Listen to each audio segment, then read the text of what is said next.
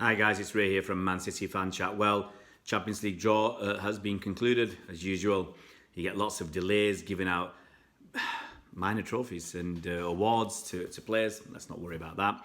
And let's get on to mainly talking about Man City and have a quick look at the other English clubs to see who they've drawn. Look, City were in pot one, as were Liverpool and Chelsea. Spurs in pot two. And that meant City could have come up with, against teams like Real Madrid, Atletico Madrid, and some other tough cookies. But without any further ado, I'll give you who are in City's group. Then we'll talk briefly about each of those teams. So we've got Shakhtar Donetsk, who are from the Ukraine. You probably remember them from last year. We've got Dinamo Zagreb, who are from Croatia. Might have been there on holiday. And we've got Atalanta, who are from Italy. You might be there on holiday as well. So overall, doesn't look too bad. Let's have a quick look at each of those clubs, then give you a summary and a review and talk about the other English teams and look for any groups of death. Well, Shakhtar from the Ukraine, they've won their league for the last, 4 years on the bounce. Stadium holds 40,000 fans, so hopefully we will get a good allocation. I don't think we sold out last year. We were far from selling out last year. And last year we beat them, I believe, 6-0 at home and 3-0 away. Look, let's be honest, they're not the strongest of teams, as at aggregate 9-0 win last season proved. And I think we're quite lucky. They're in the second group, second pot, second seeds. And I think we've done very well with them. As I said, we could have had Real Madrid or Atletico Madrid and a couple of other pretty decent teams. I think Dortmund in the group too as well. So a lot of pretty good teams. Napoli, so we've avoided them. So yeah, very, very pleased with them. We've also got Dinamo Zagreb, which is in Croatia. Zagreb is the capital of Croatia. As I said, you might have been there on holiday, maybe more towards the coast, to the beaches there. Zagreb, I mean, there's a lot of countries around, not too far away. And if you want to do a European tour and hit as many countries as you can, I mean, that's probably one place to go through. I mean, I think Austria's not that far away. You've got Hungary there, Serbia, Bosnia, Slovenia, all slotted around it.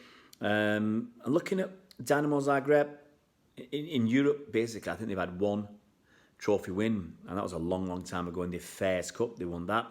They've won a record 21 Croatian league titles.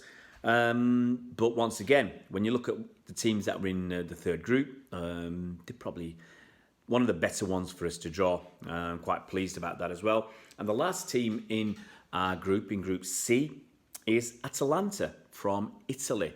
Now, this is their first appearance in the Champions League, and that's on the back of finishing third in Serie A last season. I think they're fourth currently at the moment. Now, their stadium has a capacity of just over 21,000. So, fingers crossed, we're still going to get a decent allocation. And out of the three places to visit, I mean, I think not too many fans will want to go to Shakhtar. Zagreb is a nice place I've heard to go to. And Atalanta is in the Lombardy region of Italy. That's up near the top. And you've got some very nice places around there. You've got Milan, not too far away. You've got Lake Como, very picturesque there as well. So I can see that being a very, very popular away day destination amongst City fans. Now, what can I tell you about Atalanta? I mean, look at some of the history. They've not won much. They've not won much at all. They won the Coppa Italia, but that was over 50 years ago in 1963. I mean, that's nearly as long ago as the last time Spurs won the league, back in 61. And I looked at the list of their players and pretty much quickly, I didn't recognise anybody. I recognised a few managers. I mean, you probably have heard of some of them. Marcello Lippi, he was there for only a season. You had Francesco Guidolin, got to read that right, it was only 3 months. And Antonio Conte, ex-Chelsea manager, he was there for 3 months. And the current manager, I mean, they do seem to have a quick turnover of managers, hire and fire. I mean, as I said, Conte 3 months, Guidolin 3 months, Lippi only 12 months.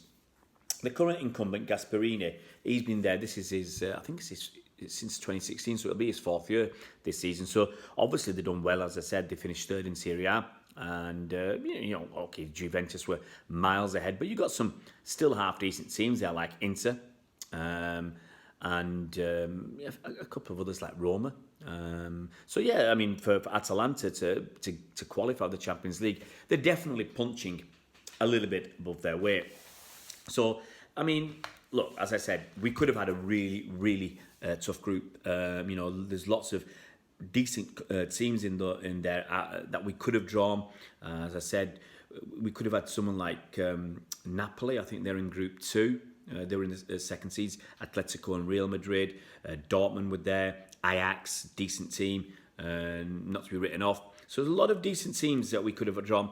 And I'm just going to quickly go through the other English teams and look for a group of death. So bear with me. I mean, Group A, I'll go through them. We've got Paris Saint-Germain, Real Madrid, Club Bruges, and Galatasaray. So, you'd think that Paris Saint-Germain and Real Madrid should qualify from there. Group B, you got a bit tougher. You got Bayern Munich, Spurs, Olympiacos, and I think that's Dinamo Zagreb. Sorry, we've got them, Dinamo Zagreb. I can't. This Czech team. Sorry, I can't even pronounce them. Slavia Prague, I think that's the one in English. It's hard work to read that. Severna Zvezda, very difficult. I'll stick to the English. Group C, that's obviously Man City. We got Shakhtar, Dynamo Zagreb, and Atalanta. Group D, we got Juventus, Atletico Madrid, Bayer Leverkusen, and Lokomotiv Moscow. So that looks a pretty tough group. Group E, you got Liverpool, easy group. They've got Napoli, Salzburg, and Genk. Genk, if I remember correctly, didn't they win the Belgium League? Group F, you've got Barcelona, Dortmund, Inter, and Slavia Prague. Wow. That's a tough group. Group G, Zenit, Benfica, Lyon, and Leipzig.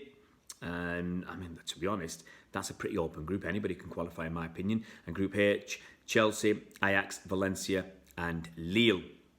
So, pretty much, look, I think the English teams have got decent draws. Spurs, yeah, Liverpool, definitely.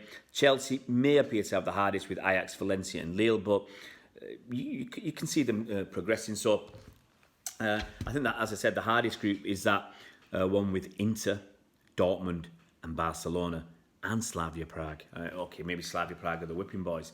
Inter, Dortmund, and Barcelona. Tough all round. So, there you go, guys. I'll try and get to some games. Obviously, you guys know my family situation. I've got to look after my kids, so it's quite tough to get to some away games if it's not in school holidays. So we'll see. And going to someone like going up to Shakhtar, it's not something you do in a day. So we'll see what games I can get to. Guys, let me know in the comment section below what you think of the draw. Is it a good draw for City? I certainly do think so. Is it a draw where we should be getting through? I certainly think so again.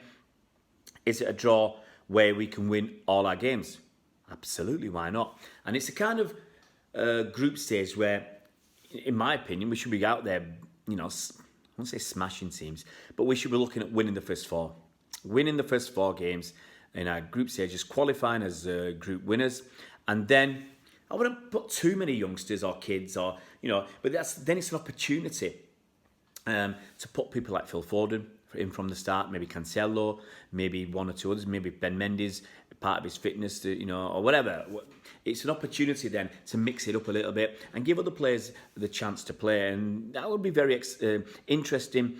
It could be very exciting if we can get, as I said, 4 wins out of 4, and we can then mix it up, rest players. It's a tough all season. Last season we played 61 games in total, and it's a tough all season. And yeah, we'll lose players here and there, and we do need to get some of the players who are less experienced, either who are second choice, like maybe Angelino, Phil Foden, and as the aforementioned Cancelo, maybe Eric Garcia. Gets a run out, maybe Adria Banabe gets a run out, maybe Gabby Jesus. So I wouldn't obviously put 6 or 7 of those players in for a Champions League game, even though it's a dead rubber for us. There's still money involved for the club and prestige, and we still want to win games. But I think we can mix it up and play some of the kids and some of the second string. So guys, as I said, let me know in the comment section below what you think of this draw. How favourable is it, or are there any teams that you're concerned about? Let me know about the other English teams. You know, do you think they've got easy peasy draws? And do you agree with me that the group of death is the one with Barcelona and Inter? Looks a very tough group, that. Guys, if you haven't already subscribed to our fantastic YouTube channel, I do say so myself, please, it's dead easy. Click that button, click that subscribe button, hit the bell icon so you're notified as soon as we put new videos out. See you around, Blues.